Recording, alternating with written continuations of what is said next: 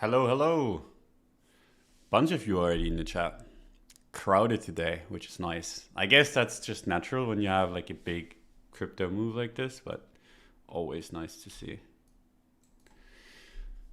So let me quickly check if the audio and the video is fine. Seems to be. Seems to be all good. Nice. I mean, what a week, right? Can't complain about this one. Bitcoin just mega mooned while the S&P looked meh, which is very, very good. So yeah, we'll talk about that. We'll talk about ETH a little bit. And I mean, we can broadly speak about altcoins, not going to go through like all of them. But yeah. Kretz in the chat saying, I shot at 40k following your complacency advice. When will you apologize? Fuck you, Kret. I shall not listen to the slander. We've been on this stream bullish into 43 ever since Moonet. I've been bullish privately a little bit longer. Audio echoes? Really? Are you sure you don't have it like open twice? Because I'd be very surprised if I'm echoing, but let me know. Please keep this time for every stream. Nah, I can't do it because the Americans need an opportunity to kind of hang around too, you know? And this doesn't work.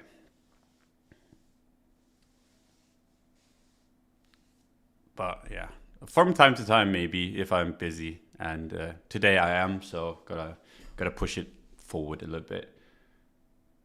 You said to be cautious at 40k, it made sense. Yeah, I mean, if it broke, we would have gone to shit, right? And then whenever you have like a bearish setup, right? And I mean, 40k was like, it made sense to be like at least a little bit cautious there. Whenever you have like something like that and it turns around, you know that a bunch of people were cautious and want to get back in, right? And that's where this rally is basically from. But yeah, so let's start with Bitcoin before we kind of talk about anything else. Monthly time frame actually looks quite strong if it closes like this. The one thing that you really, really don't want to see on the monthly is this closing red, right? Then it look complete shit. But I mean, makes no sense to kind of assume that. So right now, I mean, maybe, just maybe this is like, this entire pullback was just this. Not entirely sure yet, and I don't really think you can make much of the monthly anyway, because there's no real levels to watch, nothing of the sort. So if this closes red, I mean, everyone's gonna know that we're bearish, but as long as it's like this, it just seems bullish. And the weekly time frame actually is super interesting, because what that did is close back above 45k, right? And we talked about this last week. As kind of like the bullish trigger if you want to be like super, super cautious. And I mean, it closed and immediately teleported higher, right? So even if you just took that as a trigger for like bullishness, that's a nice like 20% move. And I don't really have any resistances left. You could argue that this is one, right? Whoops. Well, whatever.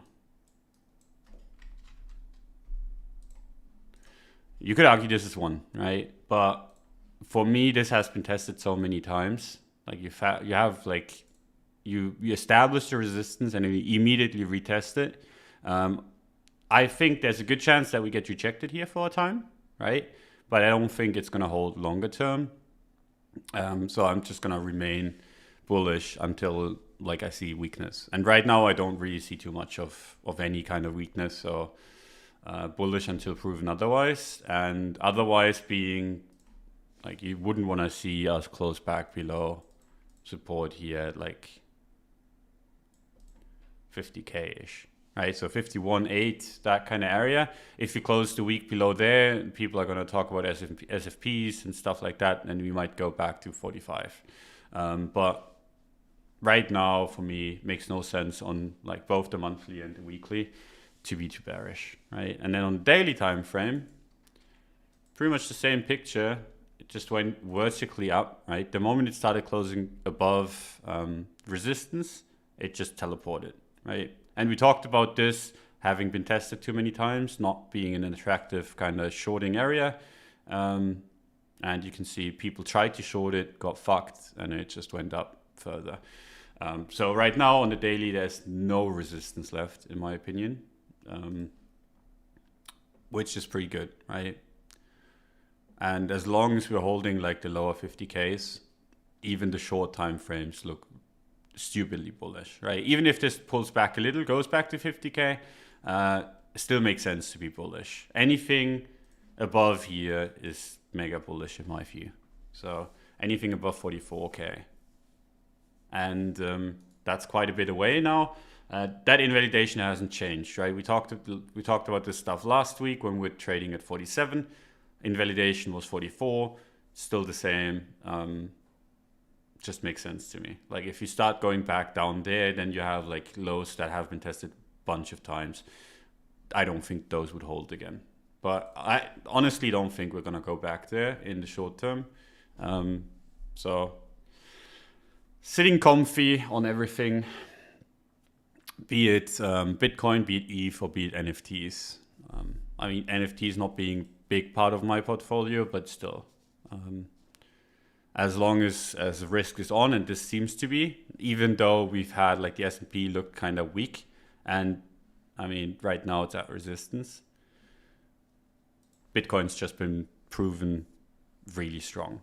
And that's the one thing, like that's the one signal that I look for most nowadays is whether Bitcoin can show relative strength in comparison to other markets. Because every time it's done so, has been a major inflection point and has resolved to the upside massively, right? So in here, and especially down here, and in here again. So if you want to include one thing into your trading, keep an eye on kind of whether Bitcoin is stronger than the traditional markets or weaker, and kind of trade, like use that as confluence. It's one of the best things that you can do. Where's the next first trouble area? I don't have one. I mean, like legitimately, if you're in a long from low, and I'm not leverage trading this, but if you're in from low and you don't have a preset target and you're asking me for one, I mean, I would bet on new all-time highs. Like I don't really see a good reason to sell into like 60K again. Let's say this goes up there and pulls back. I think it's gonna break it eventually.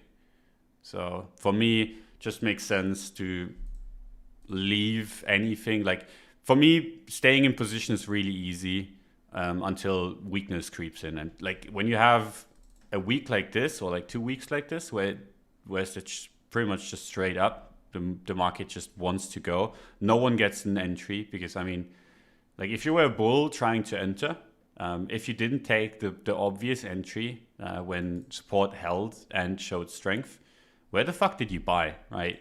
Buying into this green candle, pretty tough. I mean, some people might have done it, but most people want to wait for a pullback, right? And I've seen advice on Twitter, and this is something I see all the time. Don't panic, don't FOMO, blah, blah, blah. It's going to give you a pullback. And I think that's not true in most cases. If it's really bullish, it's not going to give you a pullback. You're just going to have to bite the bullet and just fucking FOMO into the candle. And that's what this did. And that's what crypto in general usually does when it's bullish, right? Look at this. Like you can say, yeah, I mean, just wait for the pullback and then buy. But then like the first pullback pulls back to nowhere really. And then goes again. And you're sitting here with your bits down at like 34. And it's the same thing in here, right? If you don't like just buy into the strength, like where's the pullback that you could have bought? And the answer is nowhere, right? So now that we're moving above resistance, I could actually see us pull back.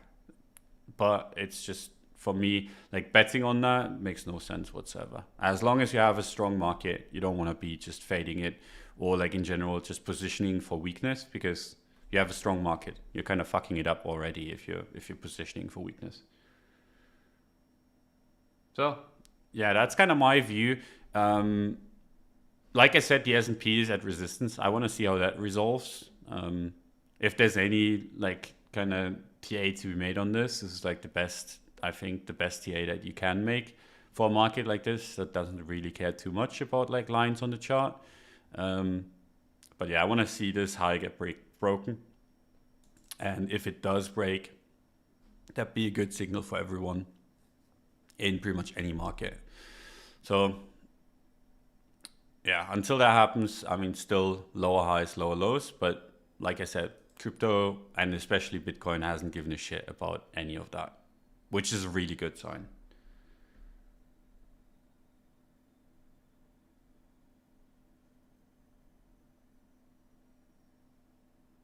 So yeah, that is that.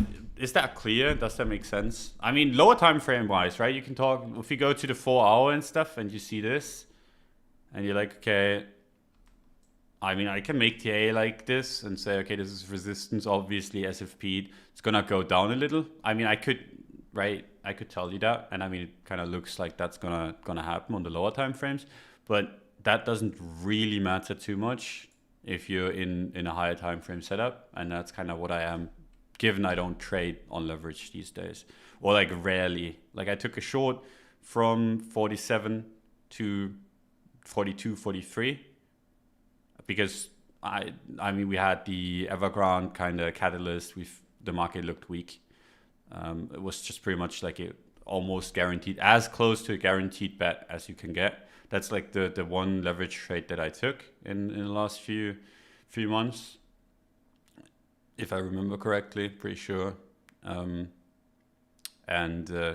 didn't take the opposite side of the trade because I just bought a bunch of spot and a bunch of ETH and a bunch of NFTs.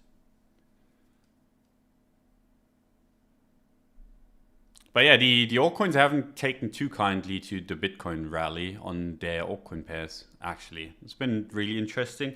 I like that usually. The only thing that's been pumping is Shiba, and I think that's just basically a pump and dump. So, I mean, it doesn't concern me too much. As long as Doge doesn't go off on the back of it, and it's not been. Like, it's actually, like, this was Shiba pumping. Basically, people tried to buy Doge because Shiba pumped, and they got fucked. And as long as Doge isn't pumping too much, I'm not too worried about idiots being in the market too much. And like I said, Dogecoin doesn't look like it. So maybe this Shiba pump, which we've seen, a lot of people have kind of written me about, right? For me, most likely, I mean, Shiba one has actually some stuff that they work on, and two, I mean, it's just way smaller, so it's easier to pump and dump, right? So I don't really mind this too much. For the people that keep asking me whether like this worries me too much, it doesn't. It's just one coin. As long as we don't get like the holy trinity of like Shiba, Doge, and Litecoin pump, we're good, right? And Litecoin looks like absolute trash, so looks good.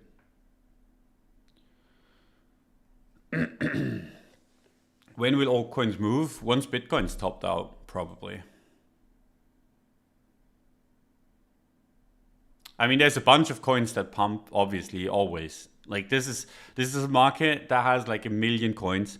One or two or five is always gonna pump, right? And people beat themselves up over not kind of catching that and that pump. It's like there's a million coins and one or two or three or four are pumping. There's no reason to be mad at yourself, unless you fucked it up trading system wise. You ever use volume profile charts? No, not really. Don't give a shit about like any of that. Do you think this is the ETF news being priced in? Somewhat, yeah. I think like a bunch of people are speculating on the ETF coming in, and I think it's the most likely it's ever been. But if it gets rejected, we're probably gonna nosedive like really hard. So gotta be prepared for that. Biggest problem with that is that I'm not gonna be home in the next 2 weeks. I'm gonna be in Dubai, so not gonna take any crypto with me.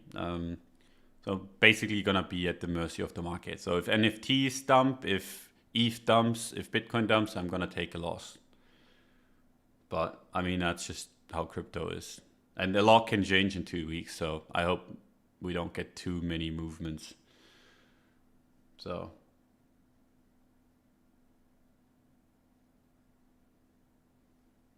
there you go. Hi Don, will the cycle be the same as last time's Bitcoin, ETH, medium cap, small cap, or will this play out different in your opinion?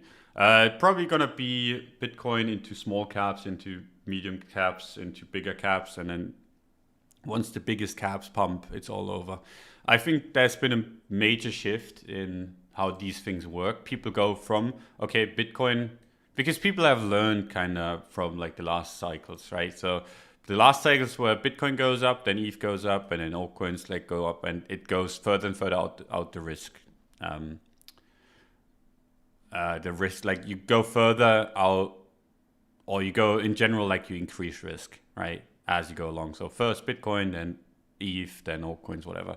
Nowadays, what happens is Bitcoin pumps, trash pumps, ETH pumps a little, or like the bigger ones pump a little, trash pumps even more. And then at some point, the bigger coins like ETH, Litecoin, everything pulls up along with it, and that's the end of it. So I don't think it's gonna be as simple as, okay, biggest coin pumps first, and then the second biggest, and then third biggest. I think it's gonna be like Bitcoin is gonna pump if it's gonna pump at all, which I mean I'm speculating on. But yeah, I think Bitcoin first, and then trash, and then the bigger coins, and then trash does like much better than the major coins, and then at the end of it all, the bigger coins go again. Why would you want to live in Dubai in the first place? I don't want to live in Dubai. I'm just going there because a bunch of friends are going. Yeah, that's basically it. That's the only reason. I'm not the biggest fan of Dubai, but I mean, haven't been there besides the airport. I've been at the airport a bunch of times, but never in there. Congrats on the appointment to the WASI board of directors. Thanks, man. Appreciate it.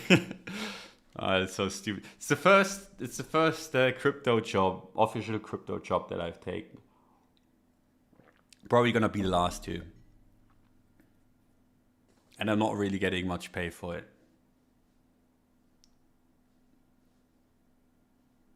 ETF approved, sell the news? No. No. Someone just said that ETF approved equals sell the news? Question mark. I very much disagree. I think it's basically if an ETF gets approved, you probably head up.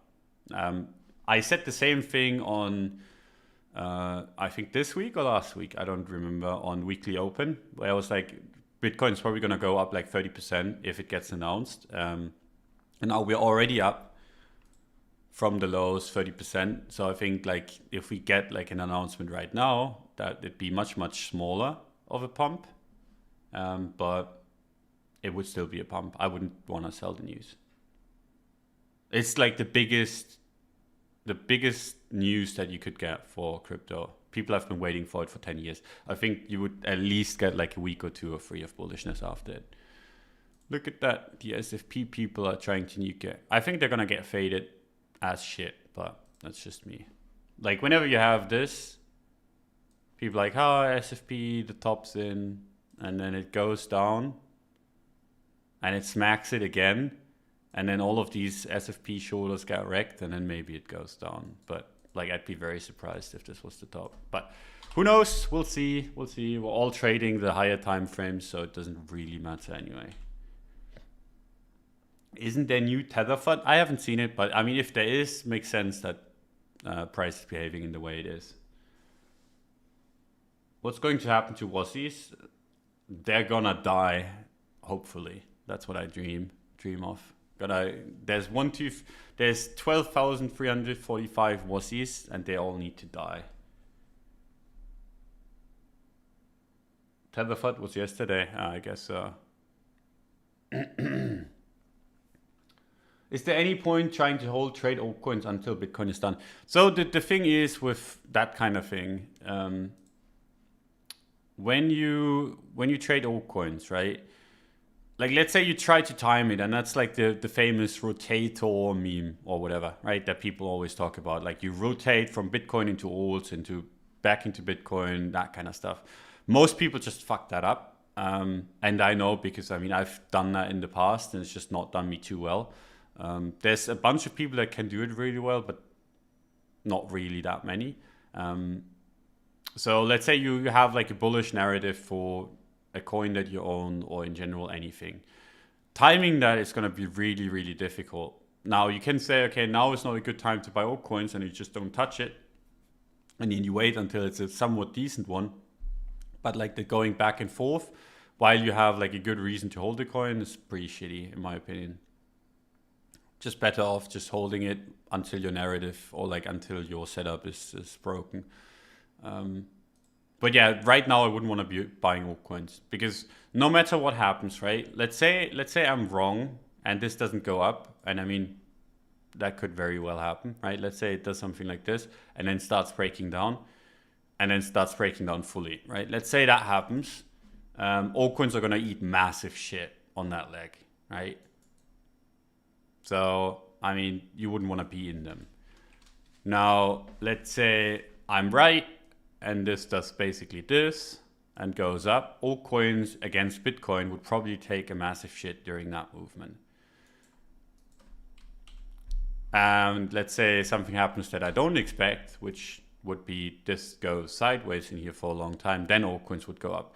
But the thing is, like, let's say you have like a good reason to be in the altcoin because if there's like it's bullish fundamentally or whatever, and you listen to me doing that, and then your coin is one of the 1 in 1,000 that does pump, you're gonna be angry at me, right? And I have no idea what coins you hold, so I can't tell. There's obviously gonna be, in all of these 3 scenarios, there's gonna be some altcoins that are gonna do well. Right? So it all depends on what kind of altcoins you hold. But in general, like blanket statement, I don't think while Bitcoin is doing price discovery, being in altcoins is the best kind of place to be. So if you want to be buying altcoins, and you're expecting any of these two, you're probably not doing yourself a favor. But like rotating back and forth and jumping in and out and like kind of having FOMO, because that's what usually happens, right? People have a coin that they like, they listen to analysts like mine, and I'm not positioned in much altcoins at all. Like I have a little bit of XTC, and that's not done too well.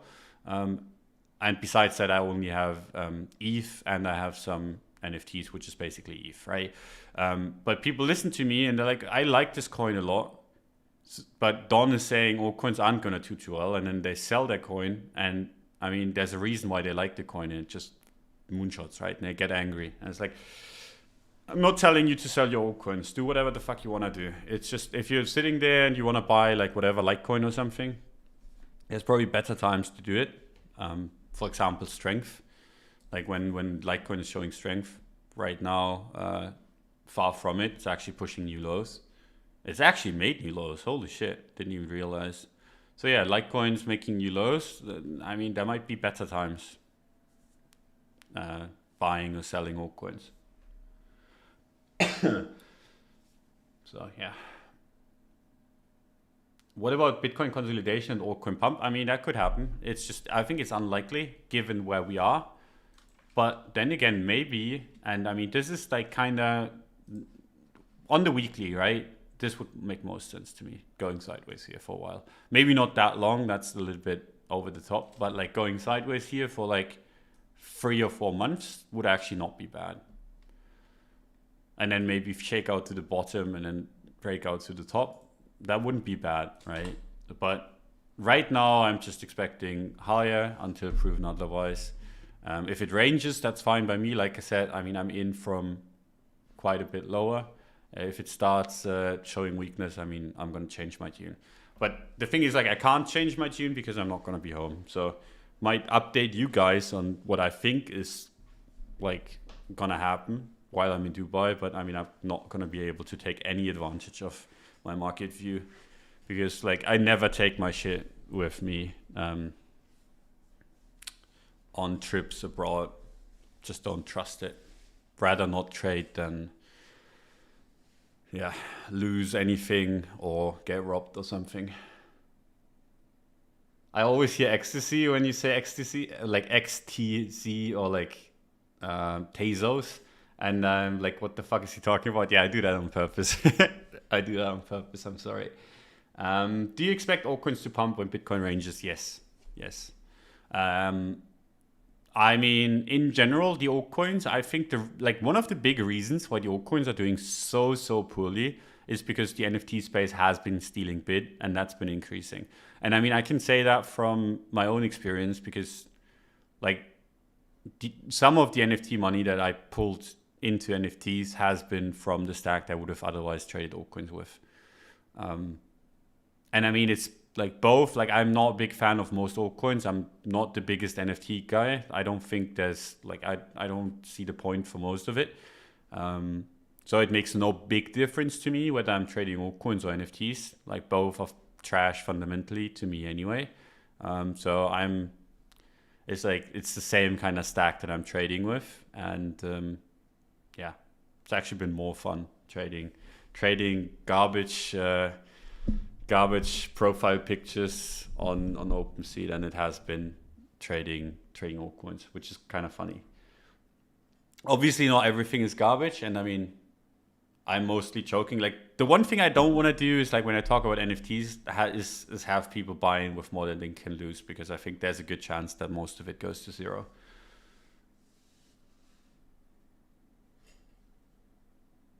This is my first live. Pew pew. Thanks, Don, for everything. Generally appreciate you and Kret's efforts. Thanks, man, for the nice message.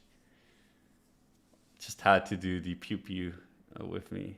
With how bearish ETH looks, distributing into massive resistance, don't you think that by itself is a good indicator for poor altcoin performance? Yeah, kind of. I mean, ETH's been just weak, right? If you look at it, ETH USD is, I mean, it's above support. We can make this green. But it's been behaving really weak compared to Bitcoin, right?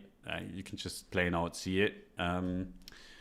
It's actually been more correlated with the SPX than Bitcoin has been, which is kind of funny. So you can kind of see the weakness there. In general, ETH has, like on the USD pair, has this double top that we're really close to that we're really close to in general.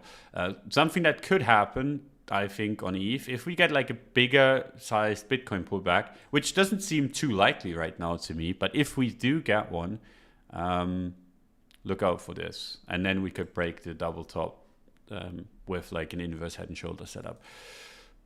Generally speaking, I don't want to be bearish on this because, like I said in previous streams and like multiple times, like over the last few months, is that whenever you have like a double top like this, if you approach it, it's very, very rare to just roll over before taking it out. So even if you're like a bear and you want to be short ETH because you think it's a scam, and I mean, there's good reasons to think so with like how the transaction fees are with ETH, you would expect this, and then you can short much higher, and then you short it to wherever you want it to. So like even the bears, I think, want this to go higher. But yeah, it's shown massive weakness, and I think that does translate somewhat into the altcoin space as a whole. Loom or Rookie? I mean, I'm always gonna cheer for my boy Loom. So yeah. Are you still holding Tezos? Yeah, but like I said, it's not the biggest position, and I mean, I might just do the round trip, right? I was up how much? I was up 60%. Shit. Shouldn't have done that. Shit, that looks... that hurts the soul, seeing up 60% and then being up 10%. I might just do the round trip. If it goes back to my entry, I'm just going to leave it and be like, fuck it. Tried it, didn't work, is what it is. But yeah, still holding. But like I said, it's not a big position, and with like these smaller ones, I don't mind doing the round trip because it's more like I was betting basically that the NFT space in Tezos was gonna catch some foothold, and that would translate into higher XTC prices or like Tezos prices, but has not seemed to be the case. So. Okay, so live you sound drunk and slow. Rip to X speed. Yeah, I've been told that it's kind of like a lot of people listen to the streams with like 1.5x speed or whatever, and they always get disappointed when it goes back to normal speed. I mean, you can pause it and then just catch up later again. It is known that there's no second best. Yeah, I mean, Bitcoin season usually does that.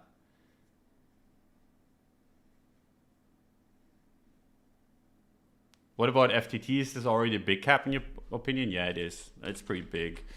In general, oof, that looks tragic.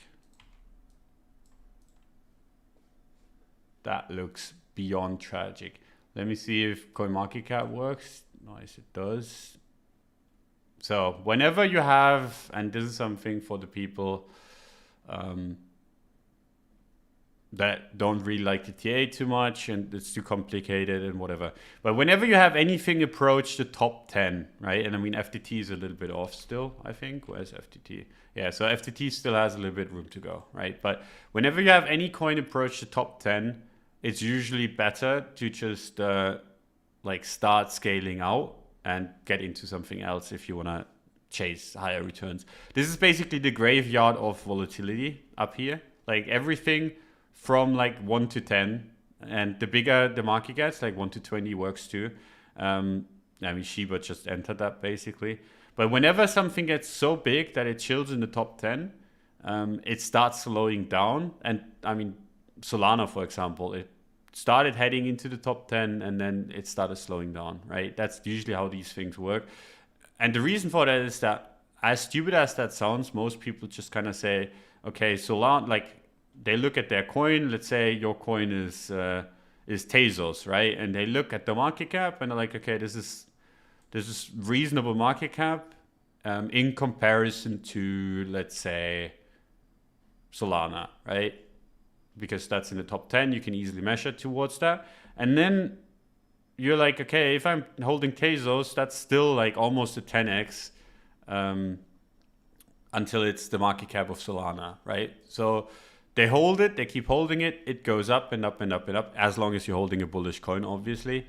And then once it approaches the market cap, they're like, okay, but Solana is actually way cooler than Tezos, and I don't like see the risk to reward anymore, right? Let's say Tezos is like a 30 billion coin.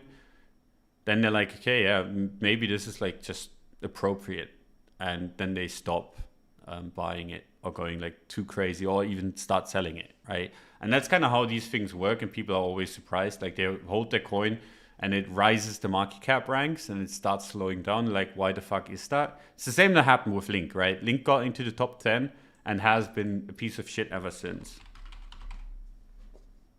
It's the graveyard of just volatility.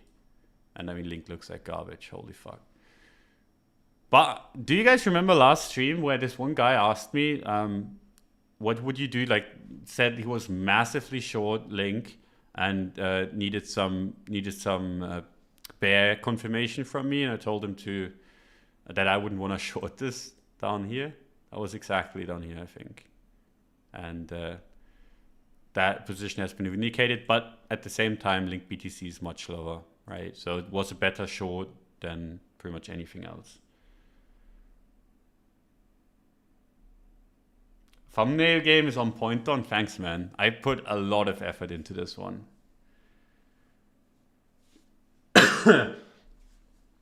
So there you go. Like that's like legitimately, that's where you start rotating when your coin gets so big that like the upside's capped.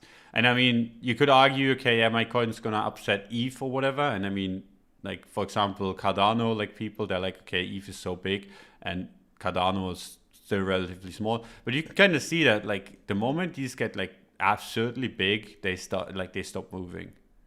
Like look at that volatility in comparison to ETH. So like moving big in the top 10 is very, very difficult. It takes much more money than like moving in the top 50. Just makes sense, right? If the market cap's large, you need a bunch of people supporting the price. Otherwise, it's just going to come crashing down again. And just how this thing works. But yeah, with regards to Bitcoin, I mean, seeing the first little pullback, but I mean, already getting bored a little bit. We'll see how this turns out. I'm curious. Right now, not too worried, right? the one thing that I don't would like that I would like to avoid is something like this. Like when it goes like sideways for like 3, 4, 5, 6 days in here, and then spikes and then starts going down. That's where I get like major pullback vibes, which would I think take us to 49k. But I'd be very surprised if it just get rejected and drifts down. Like something like this is very rare. If anything, like if you want to be a bear, you want to see consolidation here, spike up that gets rejected, and then you can easily go back down here. And anything below there is just, in my eyes, way too aggressive on the short side of things. Can we short geckos? I don't know. Can you short NFTs? You can probably ask someone if you can borrow their gecko, but then again, like given like you're gonna have to give back their gecko, it's gonna be pretty difficult because they can just ask whatever price. If there's an index, you could, but I don't think there's a gecko index for NFTs.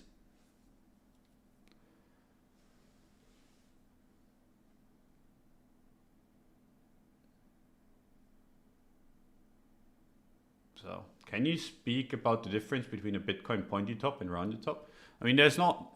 I think in general, with this kind of like the size that the market has gotten, it's very likely that we're just always gonna see rounded tops from now on. Like besides, like what you might see, right, is like the final top for this run be like this, spike down, and then do like this. I could see that happen, you know. But that's still basically a rounded top. This is just a leverage blow off. So for Bitcoin, I don't think you're gonna have to wait for like this. Much easier to look out for these rounded things. And I mean, this one was pretty neat. It's one of the ones that I caught pretty nicely. And if we start rounding out here again, right? Let's say this rounds out here again, then we have like a perfect double top. And those, like I cannot remember a time in crypto where that has played out, where it's just like the market is topped and finished.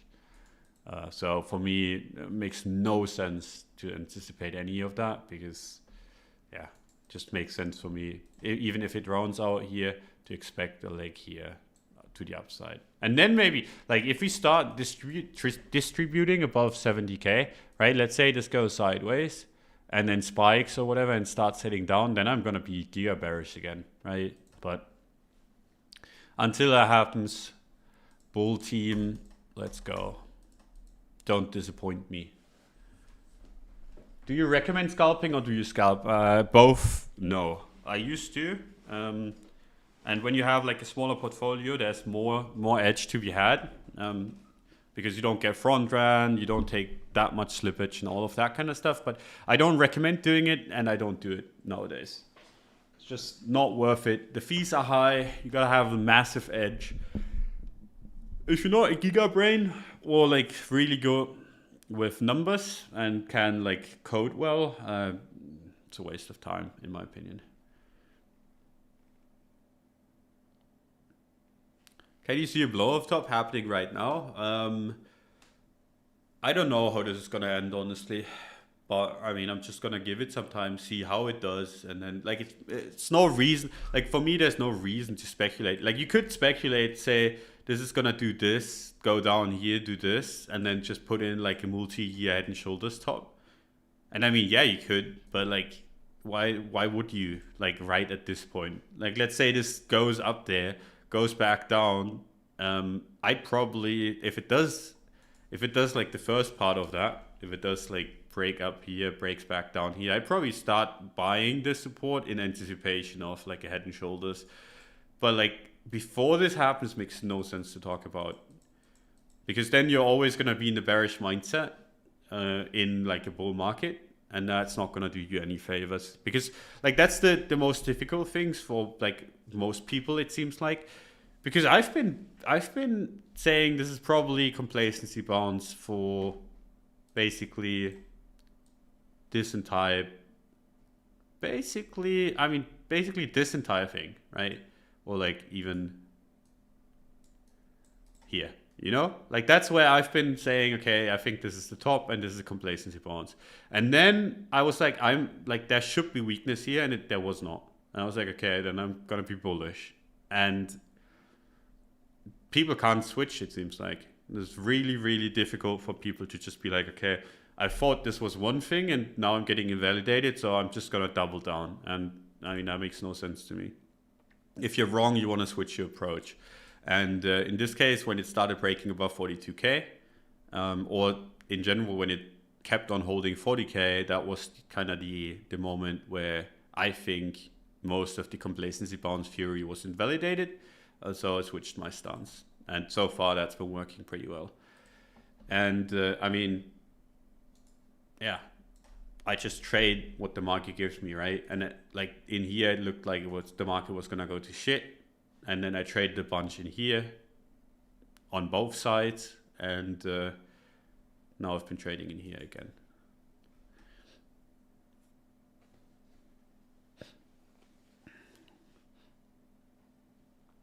Are you only trading 4 hour and above? In other words, swing trading, I rarely trade the 4 hour. Like, I mean, I told you guys like at the beginning of the stream that you probably get like a nuke into like a reclaim because like the SFP people get fucked. And I mean, that's probably gonna play out. So I could trade this, right? It's just, for me, it's a waste of time without leverage, without anything. It's just, in general, like at some point in your career, I don't like, you should probably just stop with the leverage because you have enough risk without it. And for me, that point is basically come already. So, and like leverage trading or like in general, like scalping on the lower time frames doesn't really make much sense if you're not leverage trading. So yeah, I don't think there's much else to talk about. Like the altcoins just went to shit. Besides like a select few.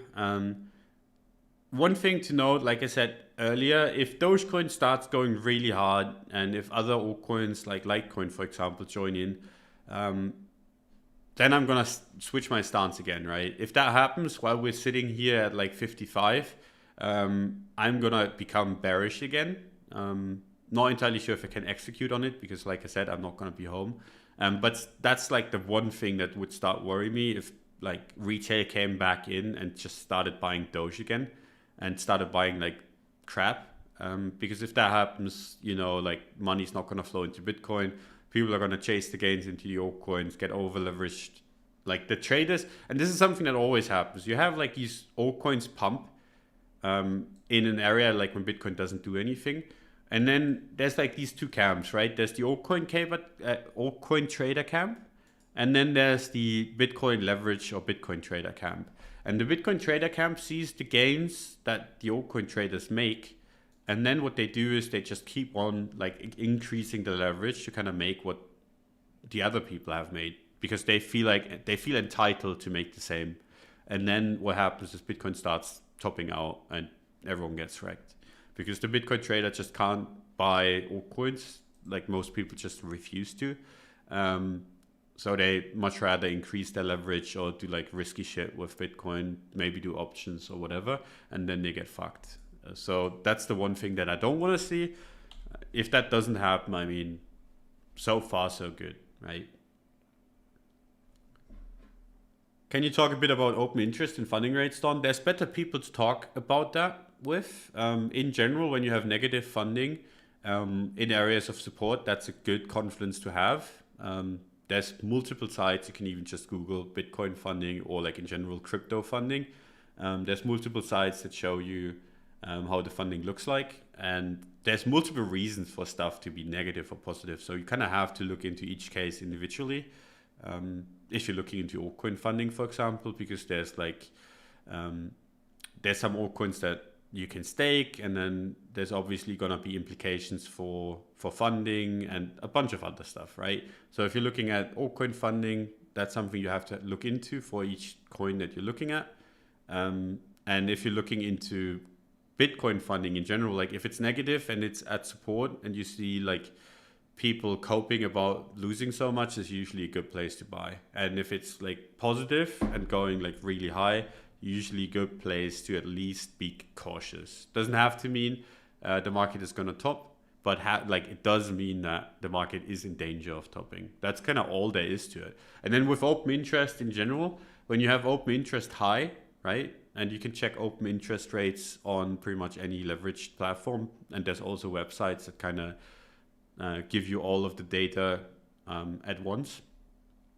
You can find that out on your own. But like even if you just go to like BitMEX, FTX, or like Binance, like there's always an open interest kind of thing that you can look up how high the open interest is. And then if it's super, super high, there's usually risk of it going, like it's starting to liquidate people one or the other direction. So you don't want to have like let's say you see open interest being super high and the market looks like it did down here, then you wouldn't want to be in a leverage position, because if you start shorting and shorts get squeezed, there's a good chance that you slip a shitload. And the same on the opposite side of things.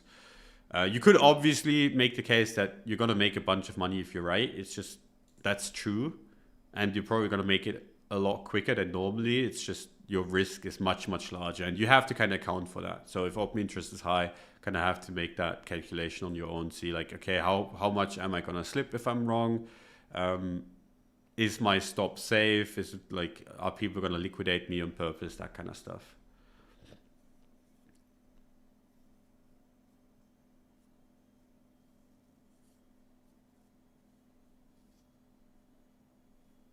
Are you not concerned that funding is looking a bit high now for Bitcoin? I haven't actually looked into funding today, so I'm gonna have to look into that. But like I said, I mean, I'm my day today is gonna be, I'm gonna go on a date tonight and then come back, spend the entire day tomorrow with friends.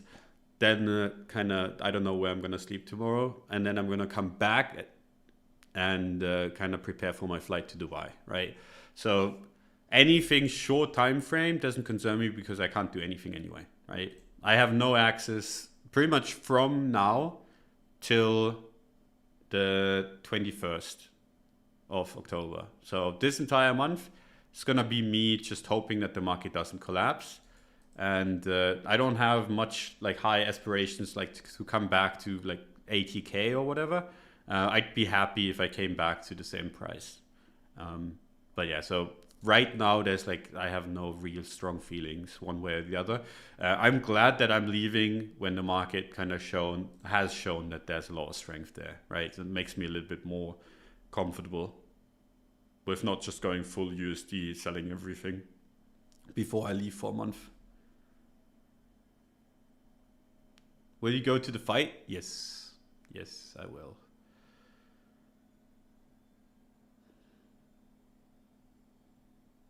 Dump it while he's gone. I mean, that'd be fucking unfair, but then again, fair play, right? If you need me to be gone to dump on me because you're afraid to do it while I'm there, fair play. So yeah, I think that's enough for today. I don't think there's much to talk about beyond this, and I have a bunch of stuff still to prepare for. But yeah, appreciate you guys coming by. It's been a lot of fun. I think the market looks pretty cool. Finally, some bullish action. We've had a lot of chop, a lot of downside. So this kind of break upwards is pretty nice, change in character.